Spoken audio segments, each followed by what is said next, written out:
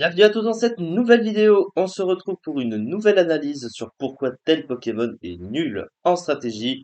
On continue cette fameuse série où le but est de parler d'un Pokémon qui fait partie des plus mauvais du jeu, en tout cas qui a été mal classé sur les dernières générations où il a été rendu disponible. On essaie donc d'expliquer pourquoi ce Pokémon est mauvais et pratiquement, ou en tout cas, pas tellement joué. Et donc, comme d'habitude, on va cibler un petit peu les défauts du Pokémon au travers de son type, de son talent, de ses stats, etc., etc.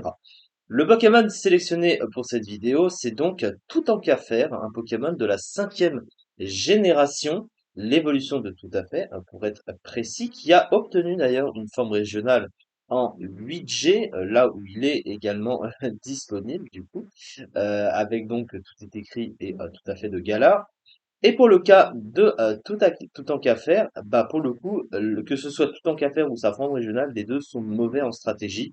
Alors pourtant, il y a des choses qui sont cool avec ces Pokémon. Enfin, on va dire qu'ils ont pas tout de mauvais, on va dire, mais il y a beaucoup de choses qui malheureusement ne leur permettent pas d'être très très bons en stratégie. Et pour cause, puisque au niveau des usages, eh bien, ce Pokémon n'était que 129e du classement en ZU, le pire tir stratégique du jeu, avec 0,3% environ. C'est vraiment très mauvais. Mais alors, pourquoi ce Pokémon est si nul que ça, ou en tout cas pas joué? On va se pencher là-dessus. Premièrement, il a un type spectre pur. Le type spectre, c'est un bon type en stratégie, même si tu préfères évidemment des doubles types en stratégie, surtout pour un Pokémon plutôt orienté défensif, hein, puisque tu profites de résistance en plus de ton bulk, donc ça c'est plutôt positif. Mais l'avantage, c'est que tu as quand même que deux faiblesses. Alors, Ténèbres Respect, c'est des faiblesses gênantes malgré tout. Mais à côté, tu as deux immunités, dont la très précieuse immunité au type combat, ainsi que la fameuse résistance insecte à demi-tour, donc ça c'est positif. Et offensivement, bah le T-Spec, l'avantage qu'il a, c'est que c'est le meilleur stab offensif du jeu, et donc t'as pas besoin de grand-chose à côté pour couvrir le T-Spec offensivement. En tout cas sur le plan des attaques offensives ou de coverage, puisque bah, n'importe quel type offensif avec le T-Spec sera toujours bon. Pour cause, le Pokémon a par exemple accès à Body Press, et Combat Spec, vous le savez, c'est un des meilleurs combos offensifs du jeu. Il y a aussi Spectre Fée, Spectre Ténèbres, c'est plutôt correct aussi. Donc, vous voyez que globalement, t'as pas grand-chose à mettre à côté.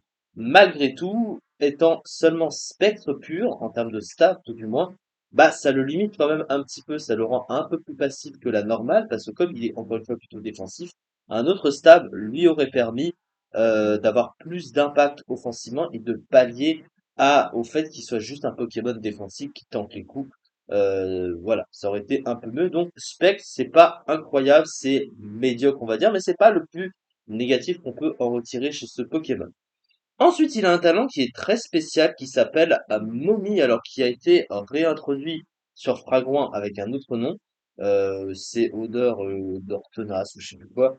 Alors, Momi, qu'est-ce que ça fait? En gros, si le Pokémon subit une attaque, donc une attaque de contact hein, principalement, eh ben il va transmettre le talent Momi au Pokémon adverse, ce qui est assez intéressant comme talent en vrai, puisque en gros, bah si le Pokémon ramène, bah si en fait si ça, le Pokémon se ramène sur le terrain avec un bon talent, bah et qui te tape du coup, ou alors à l'inverse, si tu viens sur un Pokémon comme t'as du bulk, tu te fais taper avec un Pokémon si tu anticipes une attaque de contact, et bah derrière il va perdre son talent. Alors je crois que ce talent disparaît si le Pokémon switch, hein. Donc ça veut dire que en gros, si jamais le Pokémon adverse récupère Momi, t'as juste à switcher du terrain et je crois que Momi, bah, le talent réapparaît chez le Pokémon adverse, ça ne perdure pas au cours de la partie.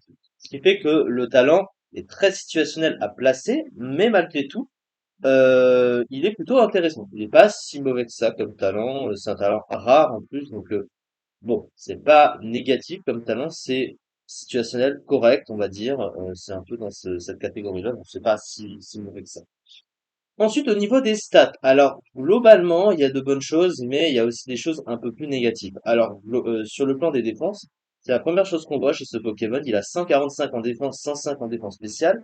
Donc ça veut dire qu'il a de très bonnes défenses. Il est capable de venir sur des attaques assez facilement. Cependant, il a quand même que 58 de PV. Alors, un Pokémon avec de bonnes défenses, mais une base PV faible, contrebalance mal le bulk du Pokémon, donc ça c'est un petit peu moyen à l'instar de Moltisma, hein, c'est un peu l'idée. Il a une attaque de 50, donc ça évidemment c'est pas utilisable. Et il a une attaque spéciale de 95. Alors 95, c'est une bonne attaque spéciale. Cependant, ça reste moyen dans le sens où c'est un Pokémon plutôt défensif et en général, tu préfères pallier à un bulk, à une bonne offensive. Et le problème, c'est que à côté, il a 32 vitesses et ça, c'est vraiment ce qui plombe tout chez le Pokémon. Même s'il est défensif et que la vitesse est peut-être moins dérangeante, bah si quand même, parce que tu te fais souvent dépasser finalement avant d'agir et donc tu vas facilement te faire affaiblir. Il va être dépendant du soin. Malheureusement, un gros défaut qu'il a, c'est qu'il a pas de bon groupe de soins et ça on y reviendra sur le groupe tout de suite. C'est compliqué, ce qui fait que l'attaque spéciale de 95 elle reste un peu difficile à vraiment être utilisée parce que c'est pas un Pokémon qui peut se permettre de souvent spammer les attaques en fait tout simplement dans la mesure du fait où c'est pas si fort que ça quoi et surtout parce qu'il est très lent.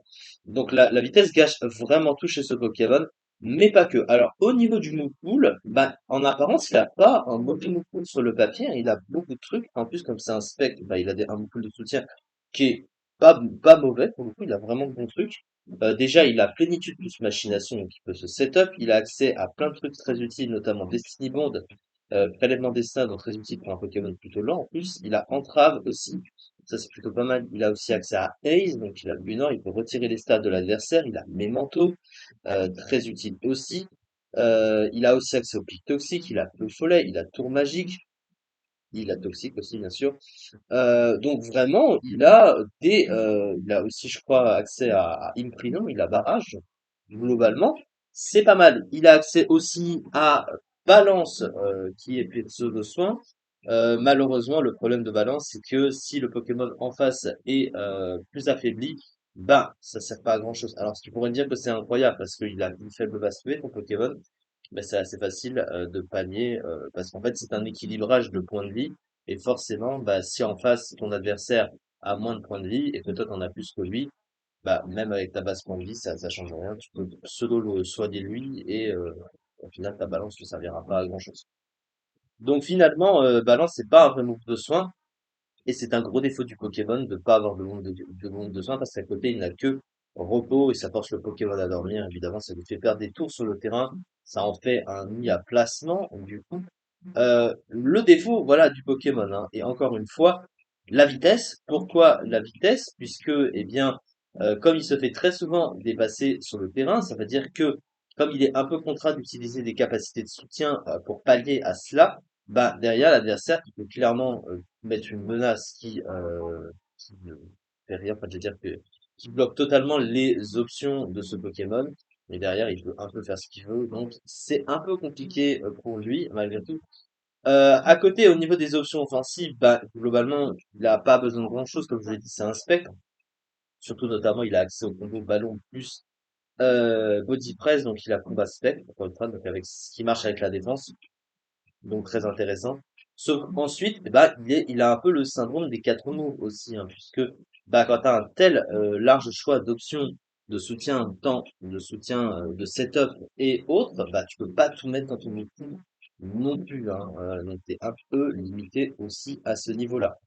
Ensuite, en dernière chose, eh ben, le Pokémon, il est en concurrence avec d'autres Pokémon de type Spectre, évidemment, et des Pokémon de type P.E.K. qui sont meilleurs, hein. Évidemment, Lanceorien, Blessfalon, donc Pyrotechnique, Exagite, Ectoplasma, Lugulabre, Mimikyu, Poltegeist, qui a accès à Exfoliation, comme vous le savez, et qui tape plus fort. Donc, du coup, voilà, il est menacé. Dans le tiers où il y a aussi d'autres menaces qui sont pourtant des Pokémon pas incroyables non plus en stratégie.